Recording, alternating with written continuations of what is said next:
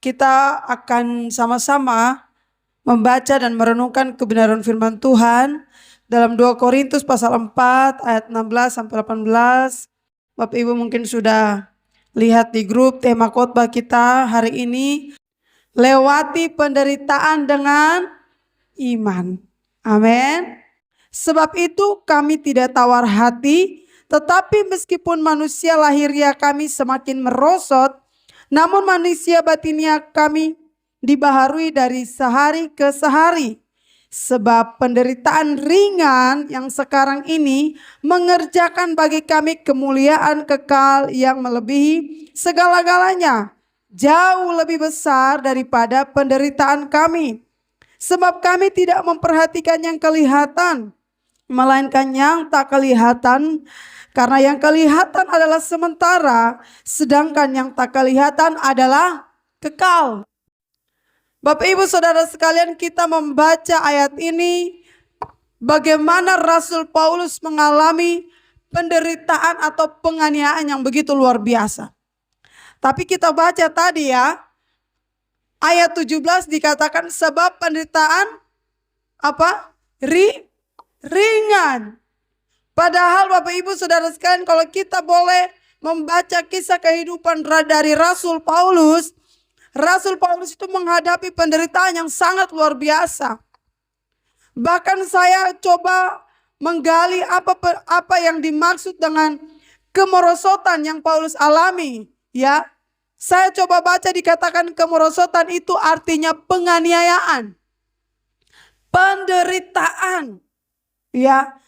Paulus mengalami penderitaan yang begitu luar biasa. Dia masuk penjara, ya. Dia mengalami keadaan fisik yang luar biasa, merosot. Tapi di ayat 17 Paulus mengatakan bahwa itu adalah penderitaan yang ringan. Kira-kira Rasul Paulus ini sama seperti dengan kita atau tidak? Samanya di mana? Sama-sama manusia. Sama-sama punya hati. Sama-sama punya perasaan. Ya. Tapi Paulus dengan tegas dia mengatakan bahwa ini adalah penderitaan yang ringan. Wih, kalau kita seperti Paulus, kita tidak tahu lah, kita bisa stres, kita bisa depresi, ya. Kita bisa kecewa. Kita bisa mengalami yang namanya kepahitan, amarah, dendam. Tapi kita membaca kebenaran firman Tuhan di pagi hari ini, dalam perikopnya saja, itu harusnya sudah menguatkan kita bahwa jangan tawar hati. Juga waktu menghadapi apa? Maut. Artinya bahwa selangkah lagi mungkin kita akan berhadapan dengan maut. Firman Tuhan berkata bahwa bahkan menghadapi maut pun kamu tidak boleh khawatir. Kamu tidak boleh tawar hati. Kamu tidak boleh merasa cemas. Yang Paulus alami ini bukan penderitaan yang biasa-biasa saja. Paulus mengalami penderitaan fisik yang luar biasa. Dikatakan di situ Paulus mengalami kemerosotan. Keadaan tubuh yang semakin hari semakin lemah. Kekuatan tubuh yang semakin hari semakin lemah. Bapak Ibu Saudara sekalian, tidak dapat dipungkiri bahwa semakin hari orang yang umur 40 tahun ke atas, dia bukan semakin bertambah kuat. Dia akan semakin bertambah lemah. Betul? Dia akan semakin bertambah lemah. Karena faktor apa? Umur. Ya. Jadi harusnya umur kita bertambah ini, kita semakin kuat di dalam Tuhan. Karena kita tahu bahwa kondisi tubuh kita inilah lemah. Kita ini terbatas. Fisik kita ini lemah. Kita bisa sakit kapan saja. Kita bisa diserang kapan saja.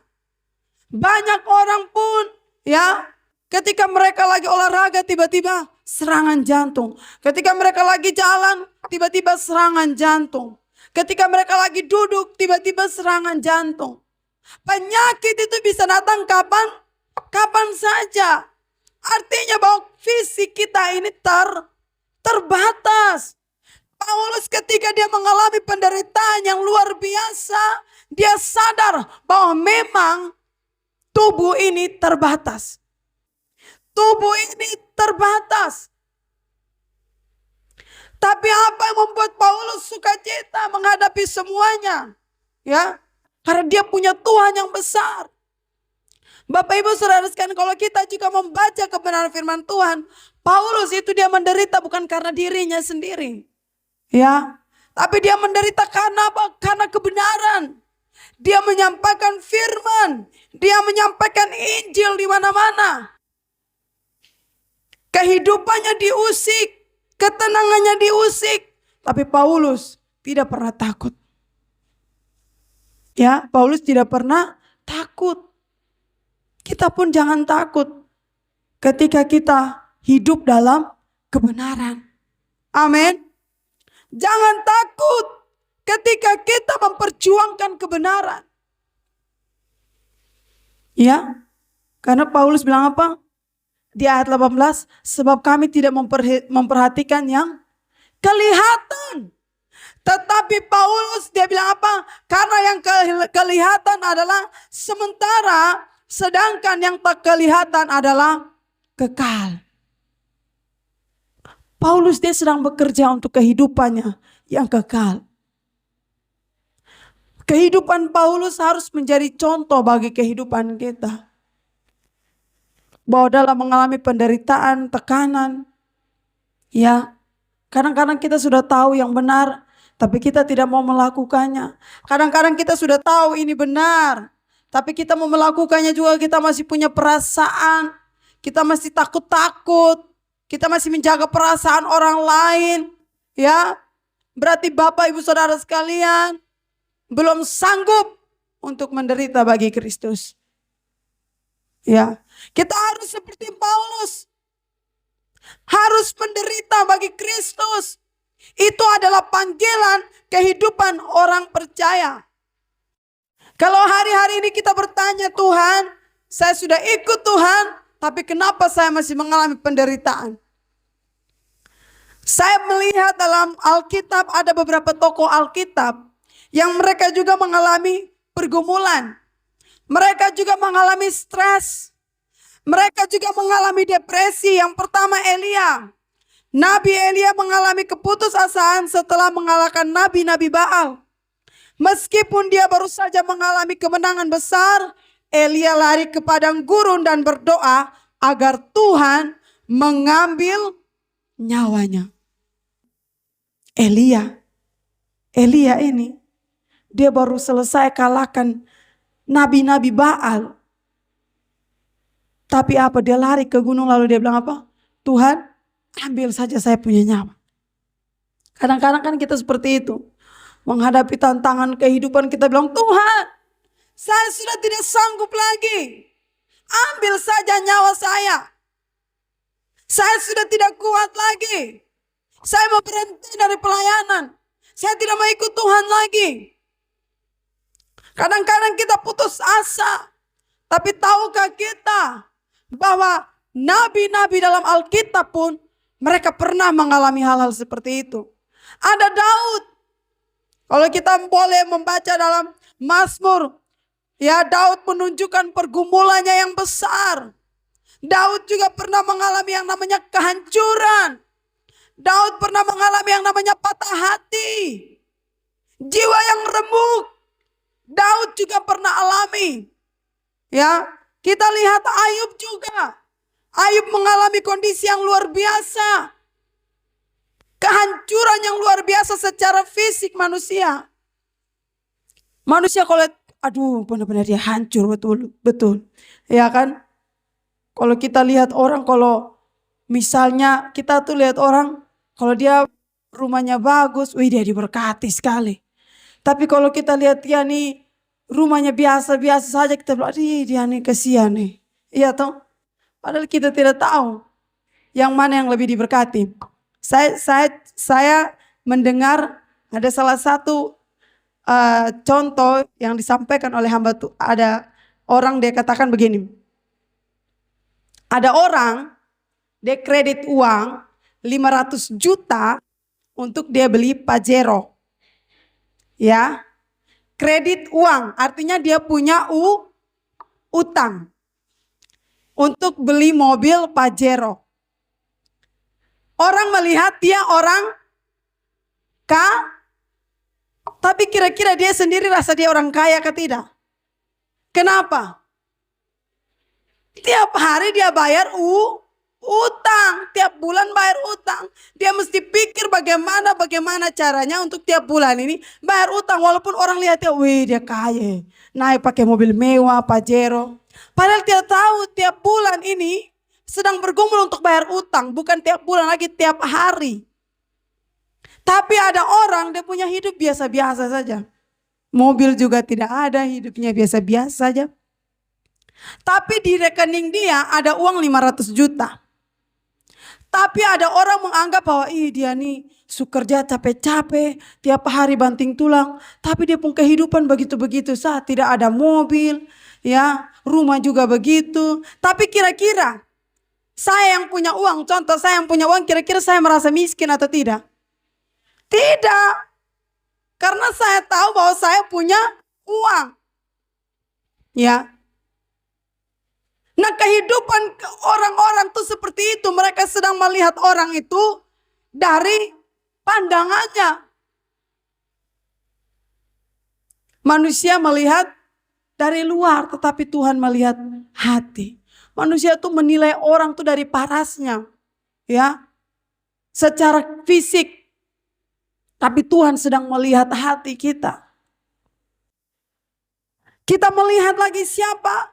Yeremia. Yeremia dikenal sebagai nabi yang menangis. Yeremia loh itu. Ya. Yeremia seringkali merasa putus asa karena penderitaan bangsanya dan penolakannya oleh umat Israel. Siapa lagi? Yunus. Setelah menjalankan misinya di Niniwe, Yunus merasa marah dan tertekan. Ya. Ketika Tuhan mengampuni penduduk kota tersebut, Yunus bahkan meminta kepada Tuhan, Tuhan ambil nyawa saya. Artinya bahwa nabi-nabi, tokoh-tokoh Alkitab mereka juga mengalami penderitaan. Kalau hari-hari ini kita masih mengalami penderitaan, kita bersyukur. Karena dengan penderitaan ini akan menumbuhkan iman kita. Menumbuhkan semangat kita. Ya, penderitaan itu bukan sesuatu yang akan melemahkan kita. Kalau orang Kristen lihat penderitaan itu sebagai sesuatu yang besar yang Tuhan sedang kerjakan dalam kehidupan kita. Ya. Paulus dalam keadaannya sekalipun dia mengalami penderitaan yang besar, dia tetap memilih untuk tetap melayani Tuhan. Dia tetap memilih untuk tetap ikut Tuhan. Harusnya semakin hari kita harus semakin ikut Tuhan dengan sungguh-sungguh. Jangan kita bermain-main dengan waktu. Sudah saya sampaikan tadi bahwa kondisi kita ini semakin hari semakin lemah. Mau kita banyak uang, mau kita tidak punya uang, namanya tubuh ini terbatas. Kita perlu cari Tuhan. Ketika nabi-nabi ini mereka mengalami keadaan tekanan yang begitu besar, apa yang mereka lakukan? Mereka mencari pertolongan dari Tuhan. Kita jangan cari orang lain lagi. Datang kepada sumbernya. Amin. Datang kepada Yesus. Ketika kita mengalami beban yang berat, ketika kita mengalami persoalan, ketika kita mengalami penderitaan, cari Tuhan Yesus. Ya. Cari Yesus saja. Karena hanya Yesus yang sanggup untuk mengubahkan kehidupan kita. Nah, saya mencatat ada beberapa poin penting mengenai pandangan Paulus tentang penderitaan. Yang pertama, menurut Paulus, penderitaan sebagai bagian dari hidup orang percaya. Semua di sini orang percaya, amin. Kita nyanyi lagu Saya Mau Iring Yesus sampai selama-lamanya. Meskipun apa? Dan menderita di dalam dunia. Tapi saya mau tetap iring Tuhan Yesus. Sekalipun kita menderita di dunia ini, tetap ikut Tuhan. Tetap iring Tuhan Yesus. Kita yang sudah Kristen dari lahir nih, jangan kalah sama mereka yang baru mengenal Tuhan. Justru kita nih harus berlomba-lomba. Amin. Harus berlomba-lomba untuk mengenal Tuhan lebih lagi. Harus berlomba-lomba untuk mencari Tuhan lebih lagi. Kita harus banyak berdoa di tengah-tengah dunia yang semakin jahat ini. Di tengah-tengah dunia yang semakin sukar ini. Ya, kemarin lagi saya baru baca berita. Ada salah satu anak remaja yang meninggal. Ya, siapa yang buat meninggal? Pelaku-pelakunya adalah teman-teman sebayanya, seusianya. Anak-anak remaja, anak-anak SMP. Ya. Sadis. Kita mungkin boleh lihat anak-anak kita ini biasa-biasa saja. Tapi Bapak Ibu tidak tahu kan apa yang ada dalam isi kepalanya? Tidak tahu toh? Tidak tahu. Kita tidak tahu apa yang ada dalam isi otak, pikiran, hati seseorang. Kalau dia tidak hidup dalam Tuhan, dia akan melakukan kejahatan. Kalau dia tidak hidup dalam kebenarannya, dia akan menjadi alatnya setan, iblis untuk mengacau balaukan orang. Ya. Makanya kita harus hidup dalam Tuhan. Sekalipun kita mengalami banyak tantangan, sekalipun kita mengalami banyak penderitaan, tetap terimalah itu sebagai bagian dari kehidupan orang-orang yang percaya kepada Kristus. Paulus juga membuat suatu pandangan bahwa penderitaan akan menghasilkan ketekunan, karakter, dan pengharapan. Amin. Jadi coba ya, kita kalau alami masalah, kita mungkin jalan sudah buntu, kita mulai sudah koreksi kita pun diri ya. Ya toh? Ternyata saya buat begini ini salah. Ya kan? Oh ternyata buat begini ini tidak benar. Akhirnya masalah-masalah itu membuka pandangan kita kepada sesuatu yang baru. Tadinya karakter kita tidak baik, melalui penderitaan, melalui masalah, melalui pergumulan yang Tuhan izinkan terjadi dalam kehidupan kita, itu membentuk hidup kita. Itu membentuk karakter kita. Alkitab mengatakan bahwa penderitaan akan menghasilkan apa? Ketekunan. Artinya orang yang mengalami penderitaan harusnya dia lebih lagi mencari Tuhan. Sekarang saya tanya lagi, semua di sini sedang mengalami persoalan atau tidak? Semua di sini sedang mengalami masalah? Pertanyaannya lagi, apakah semua di sini sudah sungguh-sungguh mencari Tuhan? Itu harus menjadi suatu bahan refleksi bagi kehidupan kita. Saya ini sedang hidup dalam masalah, harusnya saya lebih giat lagi mencari Tuhan. Amin. Saya lebih tekun lagi mencari Tuhan. Saya tidak boleh tinggalkan Tuhan. Saya tidak boleh jauh dari Tuhan. Saya lebih tekun lagi di dalam Tuhan. Karena ketika saya ada dalam Tuhan, maka ada pengharapan. Ketika Paulus menghadapi penderitaan, Paulus tidak merasa bersungut-sungut. Paulus tidak merasa kecewa. Tapi Paulus tetap menjalaninya dengan sukacita. Karena dia tahu bahwa dia sedang mengerjakan sesuatu yang besar untuk kehidupan yang kekal. Amin. Kita datang ibadah pun kita sedang mengerjakan keselamatan kita. Kita mau berdoa hari Selasa kek, hari Rabu, hari Kamis. Di rumah kita berdoa. Kita sedang kerjakan keselamatan kita. Itu bagian dari pekerjaan. Amin. Jadi kalau kita di rumah tidak berdoa, kita tidak datang ibadah, tandanya kita tidak bekerja. Ya. Bekerja itu bukan kita hanya sebatas mencari uang lalu bisa makan minum, tidak. Kita harus kerjakan kerohanian kita, spiritual kita. Menurut Paulus, penderitaan itu adalah untuk Injil Kristus.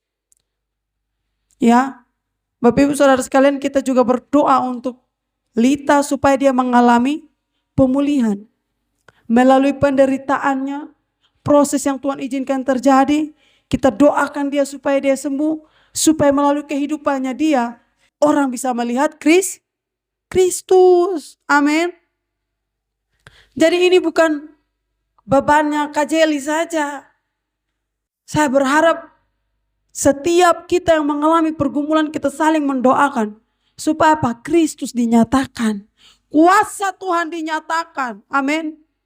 Injil dinyatakan. Saya sangat percaya bahwa satu orang bertobat seisi rumah juga diselamatkan. Ya. Tuhan itu bisa pakai siapa saja. Karena semua orang dikasihi Tuhan. Tanpa terkecuali. Jadi ketika Tuhan izinkan penderitaan itu kita alami. Ingatlah bahwa ada maksud Tuhan. Tidak ada dari antara kita yang Tuhan tidak punya rencana. Amin. Semua orang, semua manusia, Tuhan itu punya rencana yang ajaib, rencana yang baik, rancangan yang terindah bagi kehidupannya tanpa terkecuali. Bukan hanya dia terpandang, dia manusia baik, ya. Dia ada uang jadi Tuhan hanya punya rencana sedangkan dia tidak. Semua orang. Tidak ada segala sesuatu yang terjadi dalam kehidupan kita yang terjadi kebetulan. Tidak. Ada maksud Tuhan. Sekalipun mungkin kita harus mengalami penderitaan. Sekalipun mungkin kita harus jatuh dulu. Tapi kita mau belajar. Mau melalui proses ini. Ada maksud Tuhan. Ada rencana Tuhan. Jadi kalau saat kita mengalami berbagai macam penderitaan, masalah, pergumulan, bergumul. Apa maksud Tuhan? Apa kehendak Tuhan yang harus terjadi? Apa kehendak Tuhan yang saya harus kerjakan dalam kehidupan saya? Ya, ingatlah bahwa Tuhan itu punya tujuannya masing-masing atas kehidupan kita. Karena Tuhan tidak memandang siapa kita. Kita ini adalah milik kepunyaan Tuhan. Diciptakan oleh Tuhan Yesus untuk melakukan pekerjaan-pekerjaan baik yang sudah Tuhan tetapkan dari semula. Artinya dari dalam kita masih ada dalam kandungan orang tua kita, sudah ada rencana Tuhan atas kehidupan kita. Tuhan sudah tahu, nanti besok lusa Butet mau jadi apa. Ya. Tuhan sudah tahu Dede nanti ke depan mau jadi apa. Tuhan tahu semua. Tapi yang Tuhan mau adalah bagaimana kita tetap ada di dalam Tuhan. Amin. Tetap hidup dalam Tuhan. Dan penderitaan yang kita alami harusnya sebagai sarana untuk kita hidup dekat dengan Tuhan. Amin. Penderitaan itu sarana, alat.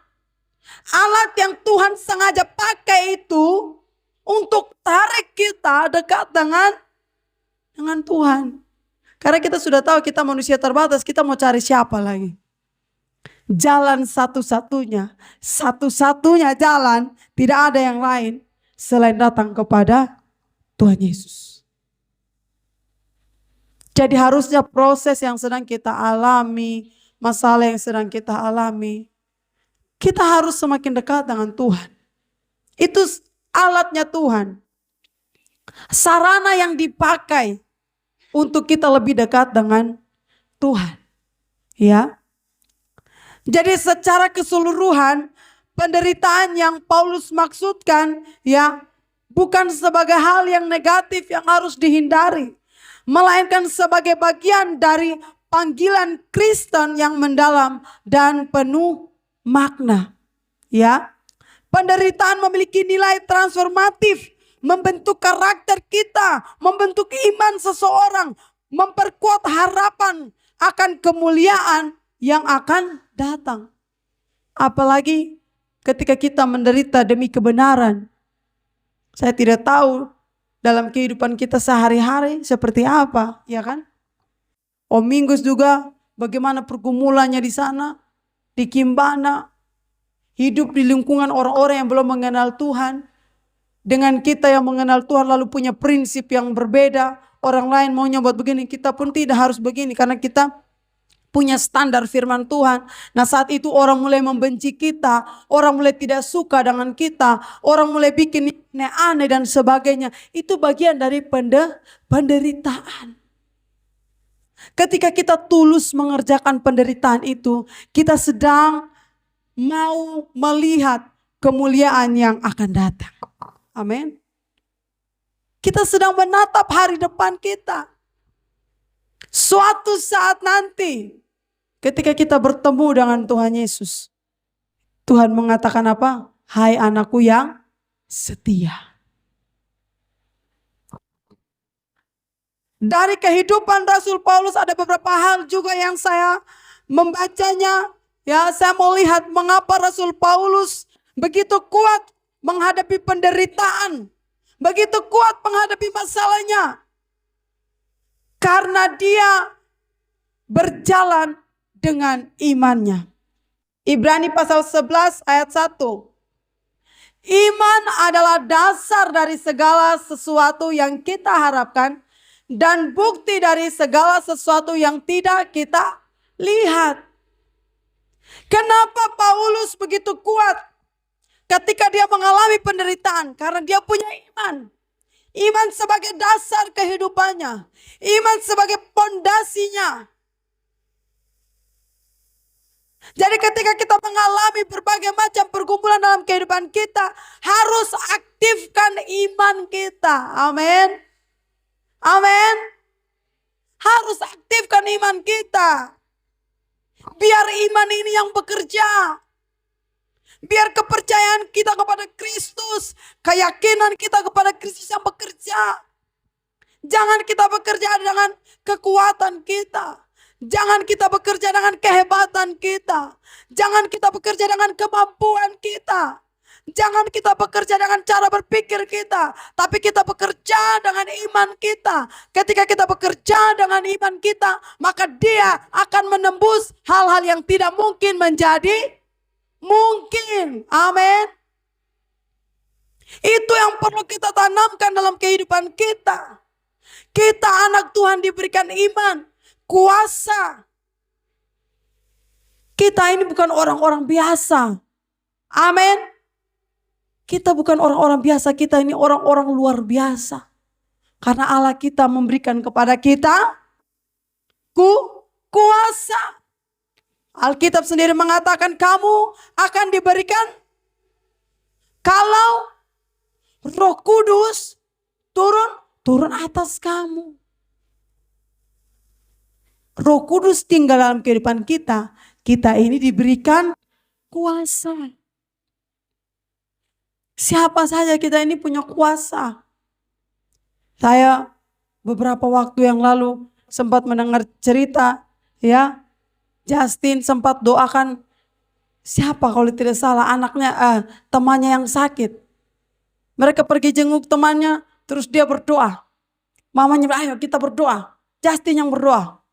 Habis berdoa temannya merasa lebih baik lagi, lebih mendingan lagi. Apakah Tuhan ini hanya pakai orang besar, orang tua, orang dewasa? Apakah hanya orang dewasa yang bisa berdoa untuk orang lalu orang sembuh? Anak-anak kita. Ya, makanya anak-anak kita tuh kita ajarkan mereka untuk berdoa. menyembah Tuhan, memuji Tuhan. Karena ada kuasa dalam doa kita. Ada kuasa dalam puji-pujian kita. Ada kuasa dalam penyembahan kita. Ya. Jadi ajarkan kepada anak-anak kita. Siapa saja mereka masih kecil nih. Justru mereka masih kecil ini. Masih murni. Ya. Masih kemerah-merahan ini. Kita tanamkan nilai kebenaran. Kamu tuh punya Tuhan yang besar. Kamu punya Allah yang besar. Kalau ada teman sakit kamu doakan. Ya. Kita doktrin mereka dengan kebenaran firman Tuhan.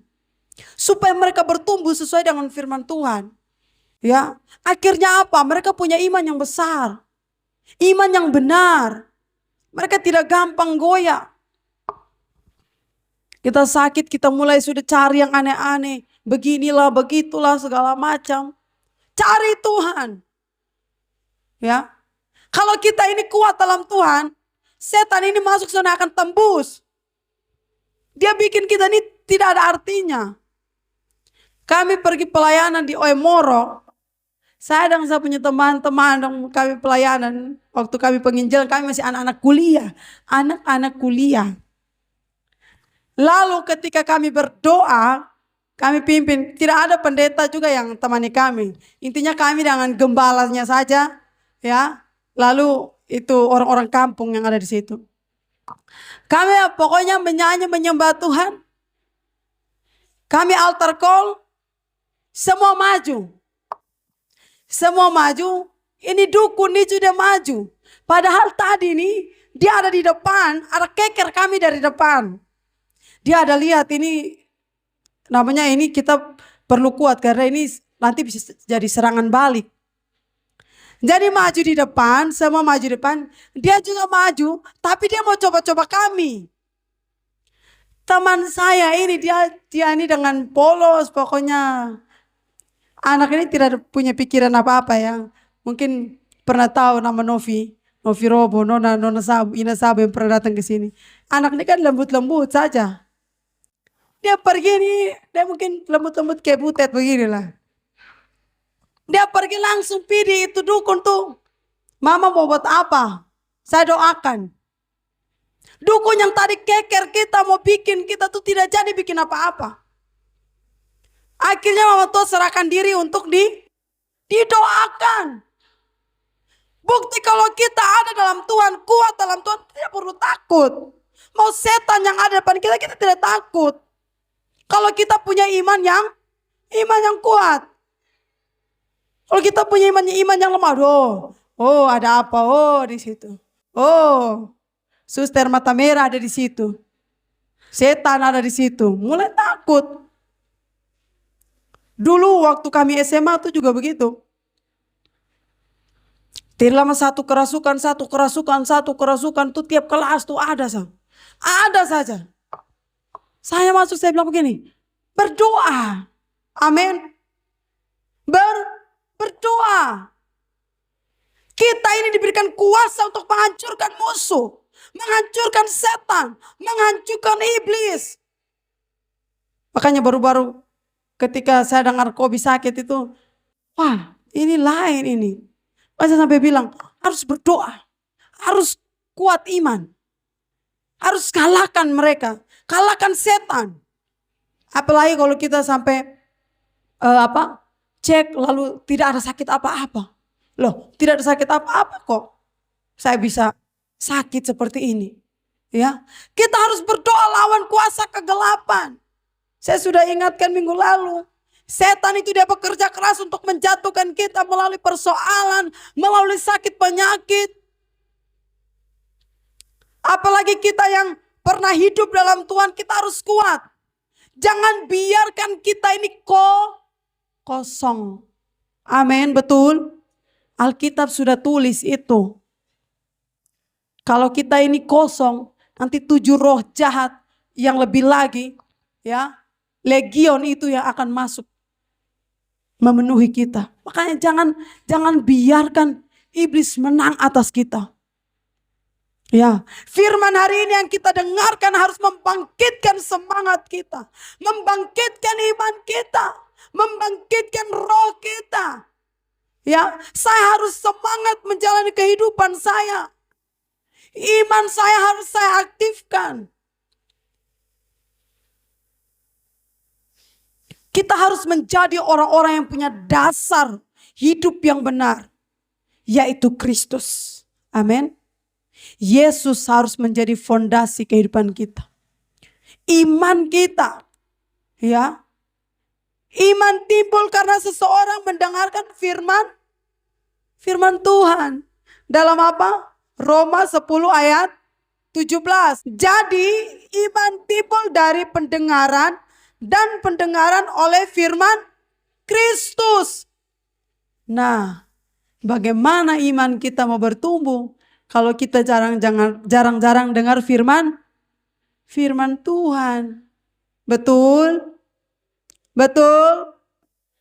Bagaimana iman kita mau bertumbuh kalau kita tidak pernah beribadah? Makanya lihat saja orang-orang yang tidak beribadah, ya, ada masalah cepat jatuh, cepat putus asa, cepat goyah, cepat bimbang, cepat tawar hati, cepat depresi. Makanya saya juga sampaikan kepada jemaat, satu hari harus dengar firman Tuhan, ya. Jangan kita hanya buka HP, lihat Facebook, apa segala macam. Download itu lagu-lagu rohani, download video-video khotbah, dengar khotbah, baca Alkitab, supaya iman kita bertumbuh. Ya, betul.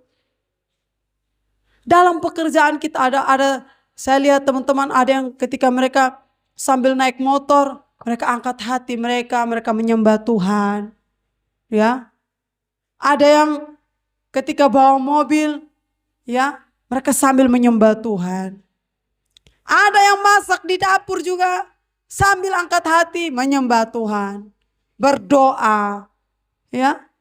Sekarang ini tidak ada yang bisa membatasi kuasa Tuhan bekerja. Dan tidak ada yang bisa membatasi kita untuk menyembah Tuhan, untuk berdoa, tidak ada. Jadi waktu dan kesempatan yang kita masih diberikan oleh Tuhan, ya, mari kita pergunakan itu untuk semakin hari iman kita semakin bertumbuh. Ya, saya berharap kita semua punya iman yang bertumbuh. Kita jangan semakin hari semakin lemah. Kita mulai malas-malas beribadah. Kita mulai acuh tak acuh. Kita mulai bimbang. Kita mulai goyah, jangan ya. Kalau yang lagi viral berapa? Jangan ya dek. Ya, jangan ya dek ya, jangan ya. Korek dulu saya bilang, jangan ya Pak, jangan ya Bu, jangan ya Mas. Ya, Bang Ano jangan ya, jangan bawa motor kasar-kasar ya, bawa motor halus-halus saja. Ya, jadi iman kita harus bertumbuh dalam Tuhan. Amin. Di hari-hari yang jahat ini iman kita harus semakin bertumbuh. Saya berharap kita semua juga yang masih muda-muda, ya masih dalam bangku pendidikan, jaga juga pergaulan. Ya, lebih baik kayak Pablo bilang, lebih baik ada kegiatan-kegiatan yang bisa membuat prestasi kita bertambah, ikut saja. Tidak masalah. Ya. Ano juga sekolah bola toh? Ya, ikut saja. Daripada kita duduk. Tidak tahu mau bikin apa, setan masuk sudah. Bikin masalah untuk orang lain. Betul tuh Sergio ya. Ciptakan masalah sudah. Orang pengaruh sana pengaruh sini. Kenapa orang itu bisa terpengaruh? Orang ajak dia buat ini dia ikut. Orang ajak dia minum juga dia ikut. Kenapa? Karena dia tidak aktifkan imannya. Makanya cepat terpengaruh. Saya Saya lihat anak remaja yang meninggal itu yang buat adalah teman-teman sebayanya, itu mereka baku ajak. Dan ini juga terjadi di SD Tanah Merah. Minggu lalu kami juga dengar. Ini anak kecil dia bawa, ini anak SD loh. Anak SD. Yang ada itu sampai viral. Ya. Itu ajak anak-anak, bawain anak baru yang satu jadi reman di situ, jadi pun teman-teman hanya nontonnya, dia mulai pukul orang pun anak yang tidak ada model pun di situ. Saya juga ini was-was, berharap Geva juga jangan jadi tukang pukul, nanti kita kepala sakit. Ya, itu sampai viral. Lalu ada yang bertanya, kenapa kau ini? Dia tidak teman-temannya tidak menghalangi dia untuk pukul temannya. Tidak apa-apa. Kita sudah kenal dia dengan dia reman. Orang paling takut. Nah, anak-anak sekarang tuh orang kalau kasih culuki begitu, oh dia paling senang. Dia rasa dia paling hebat sudah. Padahal hebat yang tidak ada ujung pohon. Tidak ada artinya sama sekali. Ya. Nah, mulai dari anak-anak kita masih kecil, kita ajarkan mereka hal seperti ini. Ya. Apalagi kita yang masih punya anak yang lagi dalam masa pertumbuhan, remaja, kita ajarkan mereka, ya, supaya mereka jangan cepat terpengaruh. Di dunia yang semakin jahat ini, iblis kerja keras untuk tarik anak-anak Tuhan untuk jatuh dalam dosa. Ya. Jadi firman Tuhan pagi hari ini mau mengingatkan kepada kita semua, mari kita lewati setiap proses kehidupan kita dengan iman kita. Amin. Iman kita kepada siapa? Tuhan Yesus Kristus. Lewati semua masalah kita, pergumulan kehidupan kita, lewati bersama dengan Yesus. Karena di dalam Tuhan ada pengharapan, di dalam Tuhan ada kekuatan, di dalam Tuhan ada sukacita, di dalam Tuhan ada damai sejahtera. Ya, Tuhan menyediakan segala yang terbaik bagi orang-orang yang dikasihinya. Biarlah firman Tuhan pagi hari ini boleh menguatkan kehidupan kita, boleh memberkati kehidupan kita. Ya, mari kita punya iman yang semakin hari semakin bertumbuh. Baca firman Tuhan, dengar firman Tuhan, jangan jauhkan diri dari pertemuan-pertemuan ibadah. Semakin dekatkan diri kepada Tuhan, supaya iman kita semakin bertumbuh. Tuhan Yesus memberkati kita semua.